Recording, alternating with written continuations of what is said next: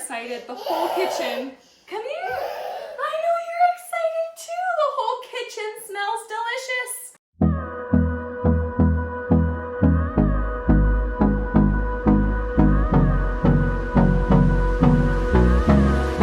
Good morning from the Limabean household over here.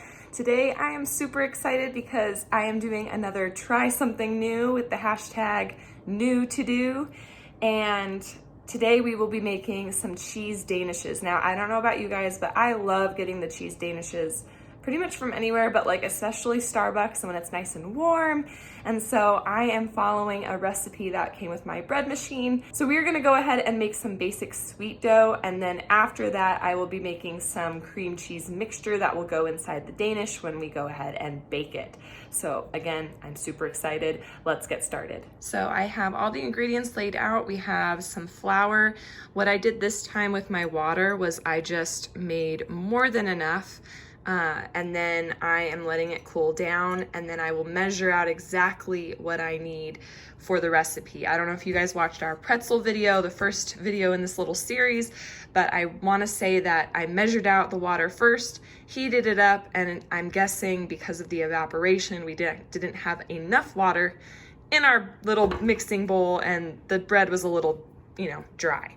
We got an egg, we got some sugar, we got our yeast, sour cream, and some butter. I didn't have unsalted butter, so we'll see just how sweet this sweet dough turns out. But I'm gonna go ahead and pour this all in, measure out the little bits of water and yeast that I need, and get this guy started. So I am just doing a pound of dough. This is the smallest recipe, so we have 1 egg and that goes straight in. Next we need 4.5 tablespoons of warm water. And you want to make sure that this water is between 80 and 90 degrees. You don't want it too hot because then that might kill some of the yeast. All right, then we have 3 tablespoons of sour cream. Now I had like the Mexican sour cream on hand, and I'm not using it as quick as I thought I would, so might as well use it to make some sweet dough. Then we have 3 tablespoons and 2 teaspoons of butter. Again, it calls for unsalted. That also is supposed to make sure that you have a little bit more of a sweet dough, more than a savory one, but salted butter's all I had on hand, and I'm not going out to go try to find some unsalted butter. And you want it to be room temperature, and you want to cut it up in some cubes. Then we have 3 tablespoons of granulated sugar, 2 1/8 cups of flour. Now 1/8 cup is 2 tablespoons. So this is 2 cups and 2 tablespoons of flour. Again, it calls for bread flour. I don't have bread flour, so this is just gonna work for us. And then finally, we're gonna do 1.5 teaspoons of yeast. So here's a little math moment. I have 1/2 teaspoon here, and so if I need 1.5 divided by 1/2 is 3. So that's how many of these scoops I'm gonna need. And this little cute guy is ready to go in the bread machine on the pizza dough, basic dough recipe. All right, so while the bread is rising in the bread machine, I am gonna go ahead and make the cream cheese mixture. And to make this, I'm using 4 ounces of cream cheese, 2 tablespoons of white sugar, 1 tablespoon of cornstarch, 2 tablespoons of egg beaten. It's like equivalent to 1 small egg, but I had large eggs, so I'm gonna use the remaining little bit of egg for the egg wash at the end.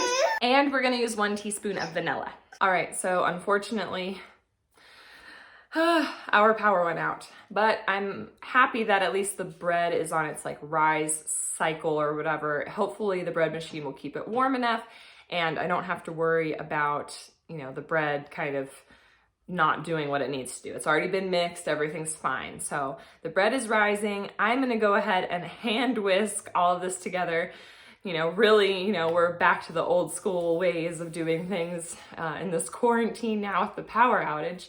And once, everything is ready and assembled, hopefully the power will be back on and we'll get our oven started. It is a gas oven, so if Juan can figure out how to ignite it, we will. But otherwise, we'll wait until it is all ready to go. All right, well that took forever. So Now I am just gonna go ahead and cover this and throw this in the fridge until I am ready to use it. Oh, you guys, that was so dumb. Okay, so I forgot that with the power out, you're not supposed to open the fridge. So I had to quickly find a space for that big bowl and throw it in there and then close the door, and hopefully it'll keep it cool enough until the power comes back on and we can bake this thing. The power is still not on. The dough is rising wonderfully still. God bless you, Aubrey. And to pass the time, we are gonna go on a little family walk. I am back from the walk. Juan and Aubrey are still outside just kind of walking around, but our power is back on and I am super excited to assemble this little Danish. So what I'm gonna do is I'm going to take the dough out of the bread machine, kind of roll it out in like a rectangle shape, and in the center third lengthwise of the rectangle, I am going to spread on our cream cheese filling. And then I'm gonna cut strips about 1 inch thick on the other 2/3 of our little Danish rectangle and braid them over top the cream cheese filling. And we're gonna bake this at 350 degrees for 30 to 40 minutes, kind of after we let the braided Danish rise and hopefully double in size on a pan. All right, you guys, it has been about 30 minutes, maybe a little bit longer. I'm gonna get these Danish out of the oven. As you guys saw, I did a little egg wash, and that's gonna give it the nice brown color. I'm super excited. The whole kitchen, come here. I know you're excited too. The whole kitchen smells delicious. So let's go ahead and get these guys out, okay? Yes? Yeah. What do we do when it's hot?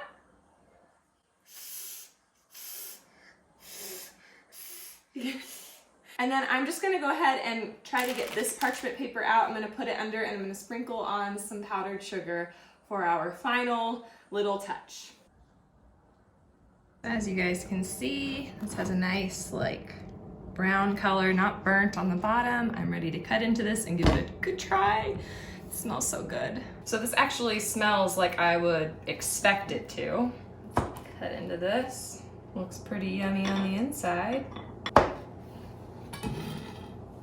I'm really glad that I made the smaller batch because this is already a lot. I can't imagine having twice as much. Ta-da! You were shaking your head before you took a bite. Mm-hmm. It's good. Good job. So I have the end piece, and there's a lot of dough at the end, obviously. I probably could have rolled it out a little bit more, getting it like thinner. I don't know if you guys can see, but it's a pretty thick amount of like dough compared to the filling. Probably would double the filling next time and maybe not do like a braided Danish, but do one where it's just the dough on the bottom, the Danish or the cream cheese on the top, and then some very small design on top of that with the dough so that the ratio is a little bit better. But it tastes good.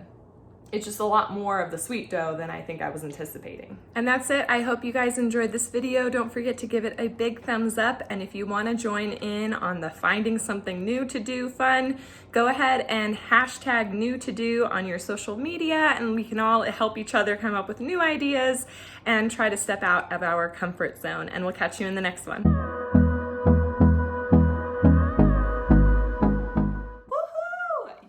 To the end of the video. If you didn't know already, my name is Emily from Limabean Living. Welcome. We are so happy to have you. We post videos every Monday and Friday on a variety of content: lifestyle, cooking, cleaning, military life, DIYs, encouraging mathematical development in children, and so much more. Thank you so much again for watching, and until next time.